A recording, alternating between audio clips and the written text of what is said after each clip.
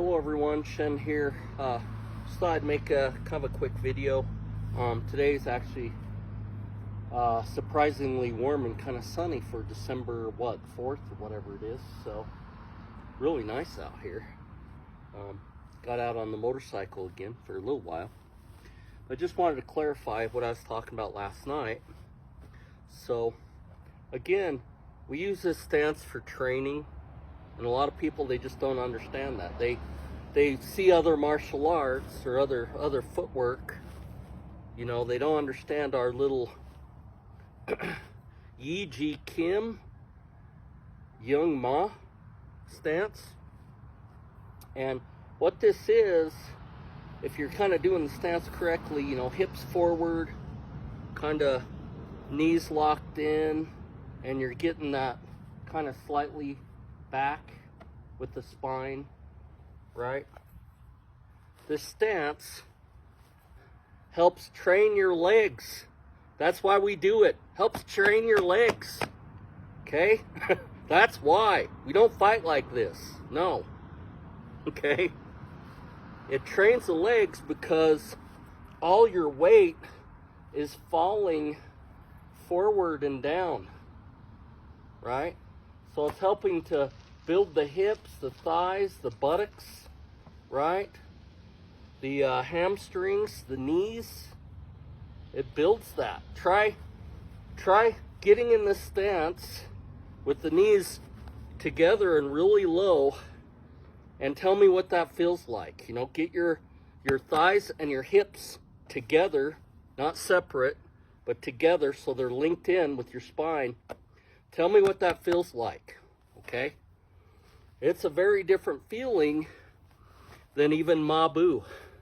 Mabu horse stance is a different feeling. It's training different muscles. So they call it goat riding stance, or I think it's something, adduction stance, you know, clamping stance, okay? So this trains your back leg when you're in your forward stance. That's what your back leg's doing. It also trains when we shift how to drop our weight into our knees when we shift, okay? Now, there are probably about 6 reasons for this stance. The main one is to train the legs and train the posture. Okay, so then when we're in our forward stance, we're basically in that same angled posture. Okay, so it's training that. And not only that, is it's putting all of our weight in the kind of free fall.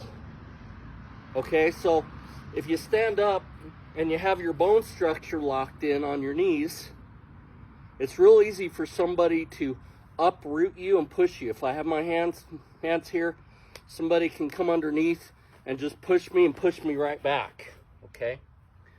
Now, if I drop into that stance, it's like dead weight. They can't lift me. They can't move me. And so if they push me, one of my legs sinks, the other one goes empty. It's a revolving door if they push me, okay? So if they push me, I might kind of go back a little bit. That's a step back, but I'm going to still shift. If they push me, it's here. So that's basically what we're learning with Yuma in Chum Q, or that shifting idea, okay? So that's basically why we're doing this stance. The other reason is it gives us a stance that we're training as we're doing drills, as we're squaring off, so it can constantly be training that. So even though in Wing Chun you see us mainly using hands, we're not up here using hands like this. We're locked down into the stance using our hands. So that's basically how we use our feet. So in Wing Chun, we might not be kicking much, and we might not be going into deep stances, right?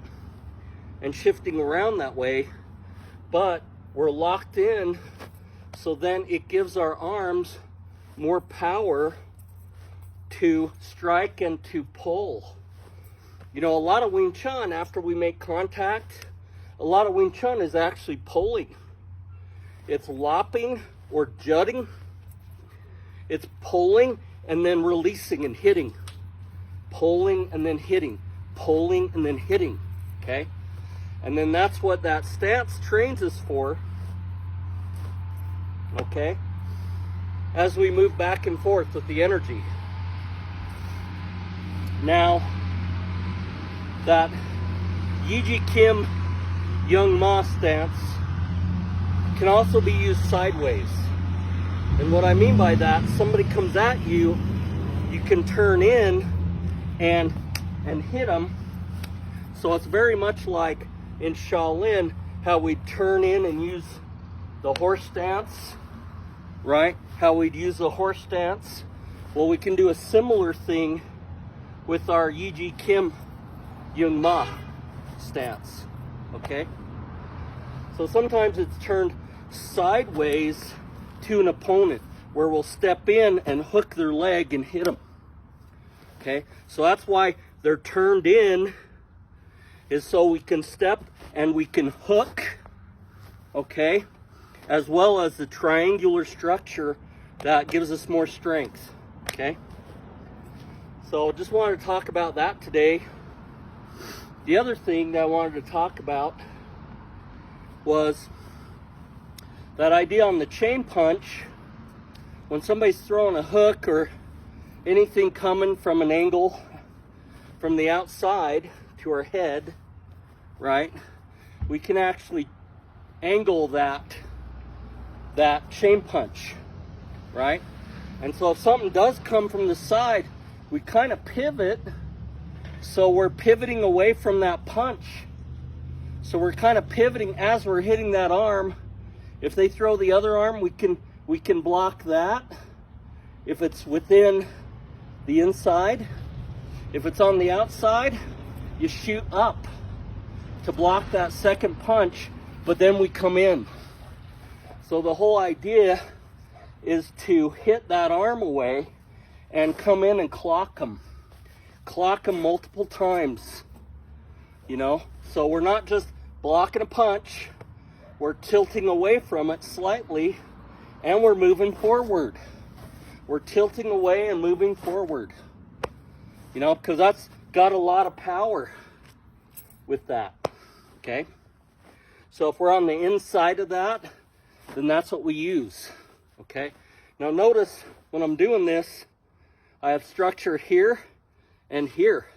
I'm not just doing this where there's an opening. I've got structure. I've got a shield that's going across my body. That's why I don't always come back just to Wu Sao and have an opening, okay? I close it up, okay? And that's just for my own protection, my own thing. It might not be traditional Wing Chun, but that's what I do. Because if somebody hits this arm, it's going to come through anyway. They're not going to be able to pull both my arms. You know, if they push it back, it's going to come through. Okay, so it works for me instead of just a Wu Sao. Okay, so that was the chain punch idea.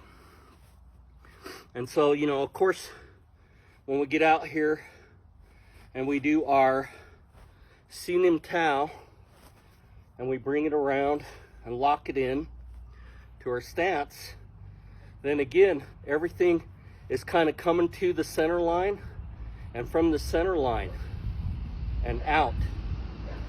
We don't extend too far on the punch. The punch is really from there to there. So we're not doing Liang Ting, people. We're not shooting way out here, because you shoot way out here, they can block it or intercept and pull, and it pulls me, right? If I'm not extended all the way, they pull me, I can turn it into a bong and hit them if they pull me, okay? So we don't want to extend all the way on the punches or on the Tan Sao. We keep it bent. Basically, any of our tools, we have to have enough room that if they get grabbed and pulled forward, that we can step with it before the tool gets straightened.